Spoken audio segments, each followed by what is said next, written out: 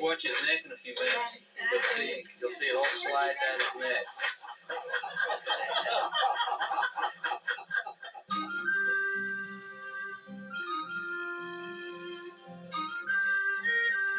What you see here today is just as good as you're going to see on safari in many ways. I mean, it's just, you can't duplicate it any more than what they've done here at Fossil Rim.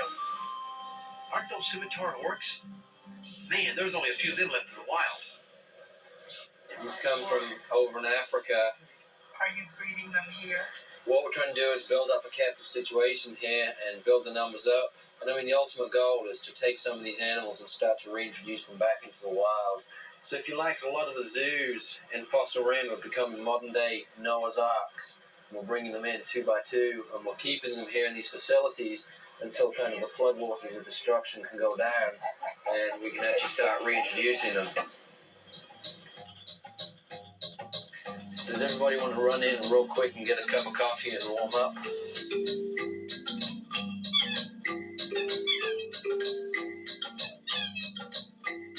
Hey, Chef John, what's for dinner?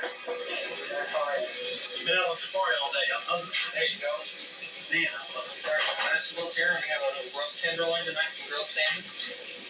the experience here isn't just, already eating one of your meals. It isn't just going on a safari. Right. It's knowing that I'm not going to come back and eat some rubber duck. You know what I'm talking about? Some chicken that's flopped against the wall. Some bread you wouldn't feed a fish with. Right. I mean, look at these things. What do you got all these apples anyway? It looks like grass. Other red skin potatoes with some rosemary on. Oh, I'll show you that. I've been on safari too long. Dinner is served in the glass-walled dining pavilion. Africa was never like this. Here's a toast to the chef. Yeah, the best food in Texas and Africa everywhere.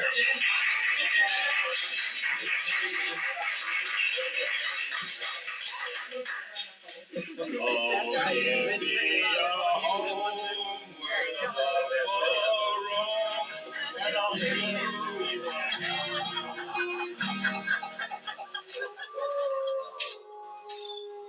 I think I hear wolves out here at Fossil Rim. They told me it wasn't dangerous. I know better. I'm going back to my tent. I'm out of here.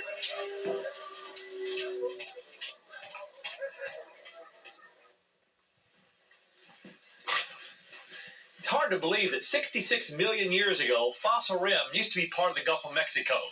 Dinosaurs actually used to live here. And what's even more amazing is that all these fossils are everywhere. And to be this old, I guess that's how they got the name Fossil Rim. These life forms from the dinosaur age have long been extinct. Today, Fossil Rim's mission is to rescue as many species as possible before they too meet the same fate. Top priority is given to breeding the rare African white rhino. Just hours old, the first white rhino ever born at Fossil Rim brings hope for the future breeding of these ancient creatures. Weighing in at 120 pounds at birth, this baby will gain strength and begin to grow until it reaches its adult weight of around 3 tons.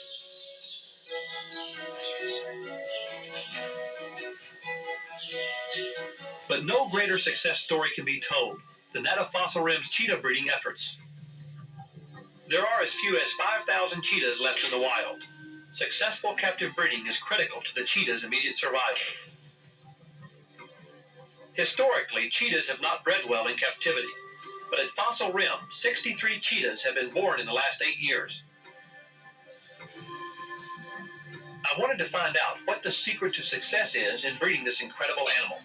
So I went behind the scenes with Fossil Rim Animal Care Coordinator, Kelly Snodgrass. So this is one of your cheetah compounds? Right. We have 2 different cheetah facilities. This area back here, we can provide a semi-natural area, and this is one that the public does not see on their normal drive-through. Driving down the road when we're coming to feed, they run along the fence, and these pins are long enough where they can get to a pretty good speed.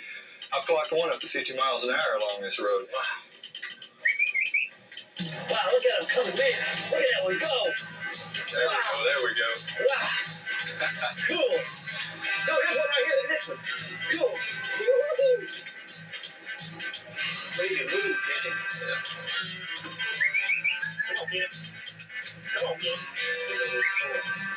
They're made for speed. Everything about them's made for speed, and that's what you want to keep. You want to keep them in good condition. You don't want to feed them all that they'll eat, otherwise you wind up with fat cheetah that just, that are not good breeders. You want them to be lean, healthy cats. There's no way we can give them the amount of exercise that they would get in the wild, so we've got to regulate their body conditioning, diet, and whatever exercise we can give them. Okay, we're going to play ball now, right, Kelly? You bet. This is what I was saying earlier about trying to exercise them as much as we can. I'll be right behind you. All right. I'm like glue, man. When there's more of them, they try to get around behind you. And that's when it gets exciting, when they get behind you. Give it a good heave. Here I go. No, I see that activity stimulates them like a kill. Absolutely. I guess that it really helps. It does. It doesn't seem like much, but when you combine this little bit of activity with the activity before they're fed, and the activity they get through the day by seeing the animals outside of their enclosure, and starting some of those instinctive processes that go on in their mind, I think it all adds up. I never met anybody that takes care of cheetahs who wears boots and a cowboy hat. That's cool. In the zoo biz, I gotta wear this dumb safari suit. I'll tell you what, there's a reason for this apparel. They will slap your feet every now and then, so you've got to have something on. Owners Jim Jackson and Christine Jerzakowski seem intent on making Fossil Rim one of the leading conservation centers in the world, as well as an appealing tourist attraction. Have you been to Africa a lot before? We've been to Africa this many times. No. We've never been to Africa. Wait a minute now. Either one of you have ever been to Africa? Never. I've been to Africa 16 times. I've been there. The point is, this is exactly how you would do it in Africa, and you're telling me neither one of you have been to Africa. Well, this was our vision of how it should be done, but that didn't mean it's the right way. It was our dream of how it should be. Now, when you were both children, did you have pets? I spent some years in my childhood in Brazil, in the Amazon, and that's where I got the bug. But I never followed it. I'm not a scientist in any way.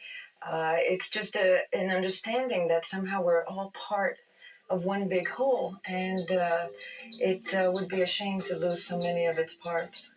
So, for the people watching, it just proves that you don't have to have a doctor's degree in biology or be a zoo director or be anybody like this to save wildlife.